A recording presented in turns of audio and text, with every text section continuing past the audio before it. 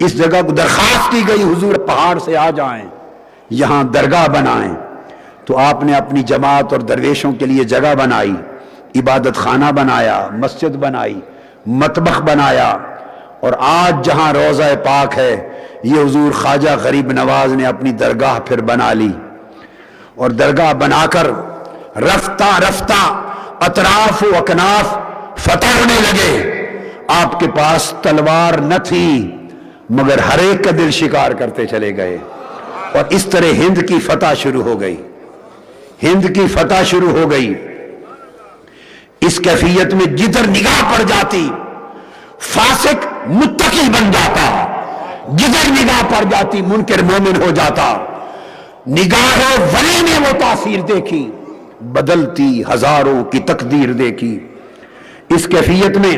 جب ہر طرف آپ کا اثر پھیلتا چلا گیا تو آپ نے پھر لوگوں کو بھیجا کہ اب راجہ پرتھوی راج کو دعوت اسلام دی، اس نے رد کر دی، سیر الاقطاب میں آیا ہے، اور سیر الاولیاء میں، اور اخبار الاخیار میں،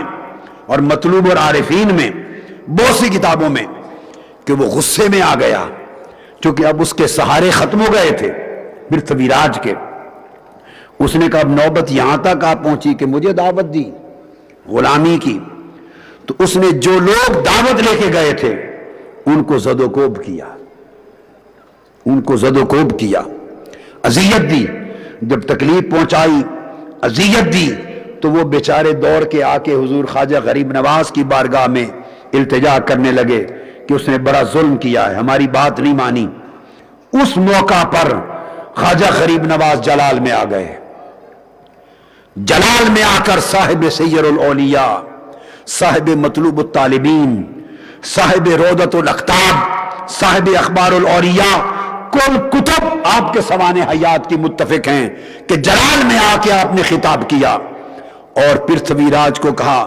پرا پتھورا را زندہ گرفتیم ودا دیم بلشکر اسلام، کہ راجہ پتھورا ہم نے تجھے زندہ گرفتار کر لیا اور لشکر اسلام کے سپرد کر دیا۔ یہ جملہ کہنے کی دیر تھی کہ ادھر یہاں فرما رہے ہیں اور ادھر سلطان شہاب الدین غوری گھر سویا ہوا ہے،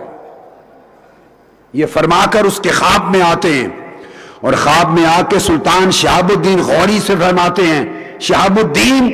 تجھے ہندوستان کی بادشاہت عطا دی۔ تاجدار کائنات نے فرمایا تھا معین الدین تجھے ہند عطا کر دیا، اور میں خواجہ غریب نواز کو ہند کا سلطان کیوں نہ کہوں کہ ادھر افغانستان میں لیٹے شہاب الدین غوری کو کہتے ہیں تجھے ہندوستان عطا کر دیا۔ خدا کی قسم اگر میرے خواجہ شہاب الدین غوری کو ہندوستان نہ دیتے وہ لاکھ میں کرتا، یہاں سلطنت اسلام وہ قائم نہ کر سکتا۔ شہاب الدین غوری تجھے سلطنت ہند ملی، تجھے تخت اجمیر ملا، تجھے تخت دہلی ملا، ہند کی سلطنت ملی، یہ کرشمہ تیری فوج کا نہیں ہے، تیری جنگ کے ہنر کا نہیں ہے، یہ صدقہ ہے غریب نواز کے قدموں کا، یہ خیرات ہے۔ سلطنت مسلمانوں کی قائم ہوگی تو خیرات ہے خواجہ غریب نواز کے والد کی۔ تم سب لوگ، تمہارے آباء و اجداد، تمہاری پوچھتے مسلمان بنو، تم غیر مسلم تھے، بتوں کے پجاری تھے، تمہیں مصطفیٰ کی خبر ملی، تمہیں ایمان ملا، تمہاری پشتوں کو ایمان ملا، تم مسلمان